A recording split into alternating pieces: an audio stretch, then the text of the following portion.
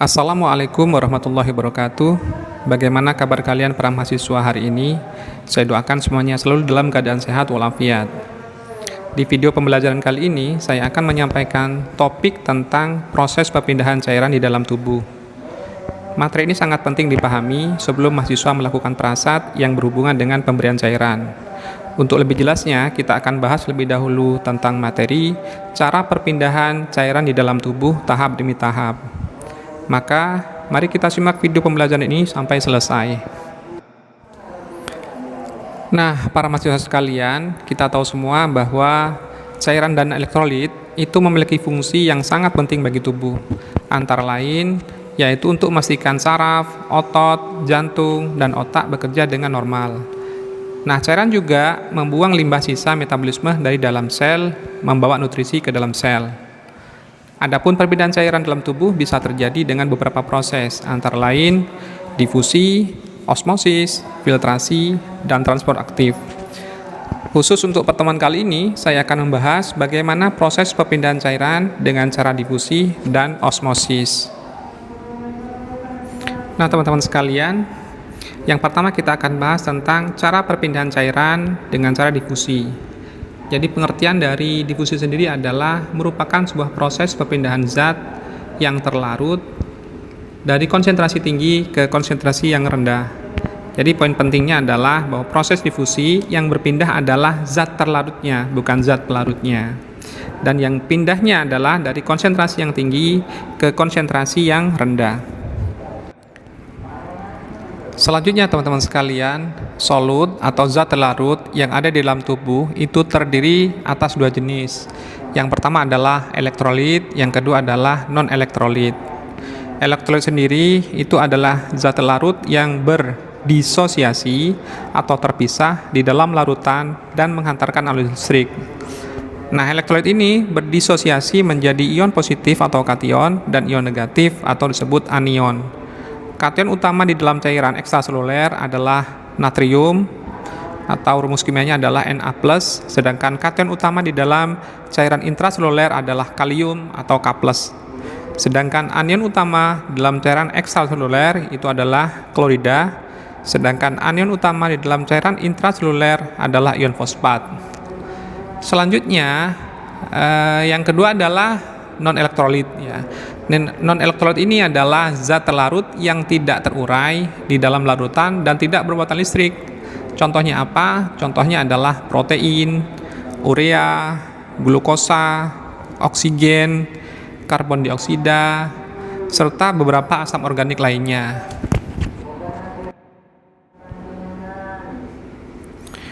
Nah, di sini ada gambaran ya bagaimana proses difusi terjadi.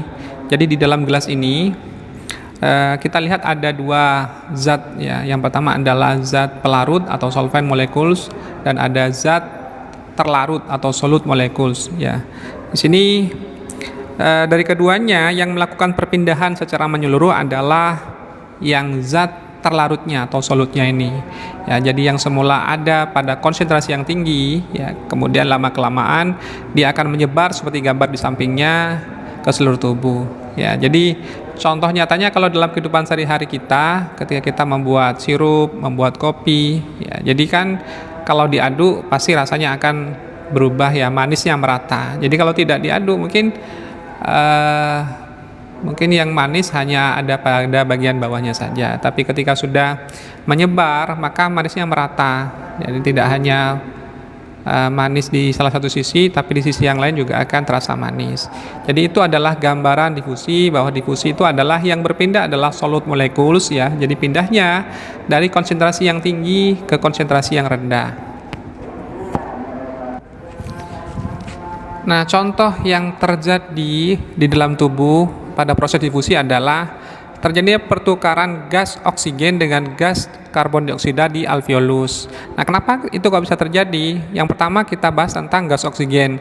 Gas oksigen ini terdifusi dan diedarkan ke seluruh tubuh terjadi karena perbedaan tekanan parsial oksigen di dalam alveoli itu lebih tinggi daripada di dalam kapiler. Sehingga ini memudahkan oksigen itu bisa masuk dari alveoli ke pembuluh darah kapiler.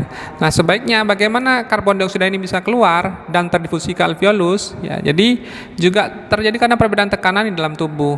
Jadi karena karbon dioksida ini yang ada di dalam darah kapiler ini lebih tinggi, ya, tekanan parsialnya, maka dia akan lebih mudah keluar dari pembuluh darah atau kapiler ke alveolus. Nah, ini yang menyebabkan terjadinya pertukaran gas di dalam alveolus. Begitu, jadi gas oksigen masuk ke dalam kapiler, sementara gas karbon dioksida keluar dari kapiler. Ya.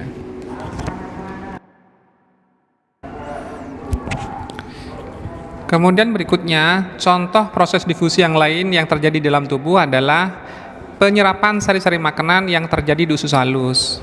Jadi, di dalam usus halus itu terjadi proses pencernaan secara kimiawi dan terjadi penyerapan sari-sari makanan dan tentunya dibantu oleh beberapa enzim dari pankreas. Contohnya adalah enzim amilase, lipase, tripsin, cairan empedu.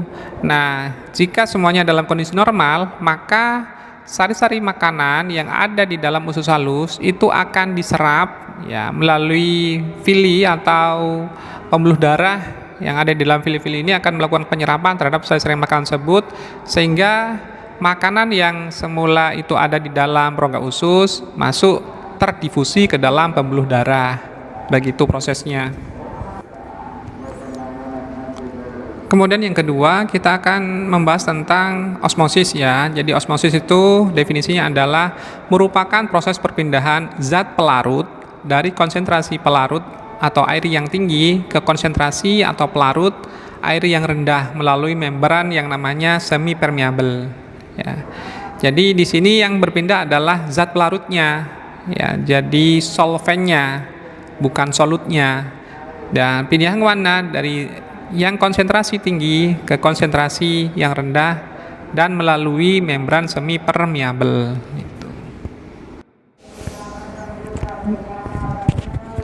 Nah, ini ada definisi lain ya tentang bagaimana osmosis itu terjadi. Jadi osmosis itu adalah perpindahan zat pelarut dari larutan hipotonis ke larutan hipertonis melalui membran semi permeable.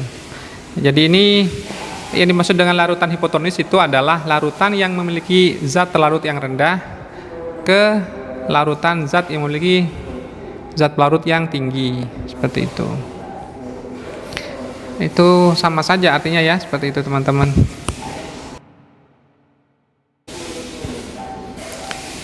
Jadi selanjutnya ini adalah contoh umum zat pelarut yang ada di kehidupan kita sehari-hari. Jadi zat pelarut adalah zat cair yang bisa memungkinkan bahan-bahan lain ikut larut di dalamnya. Contohnya antara lain apa? Contohnya adalah air, etanol, metanol, N-propanolol, kemudian butanol, eter diklorometana, karbon disulfida, gliserin, aseton, dan banyak lagi yang lainnya ya.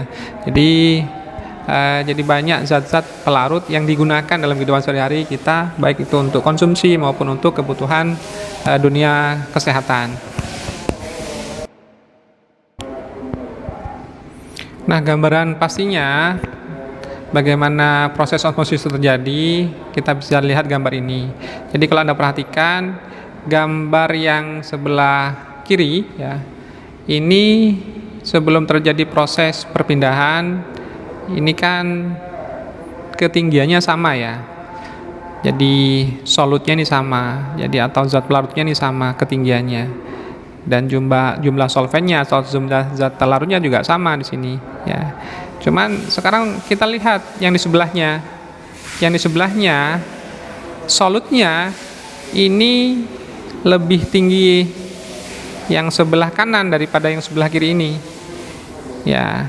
Jadi jumlah cairannya itu berbeda secara kuantitas ya. Bisa dilihat ketinggiannya nggak sama ini. Nah, di sini jumlah solvennya atau zat pelarutnya sama tetap di sini. Kalau di sini 3, di sini 3 kan tidak ada perubahan ini.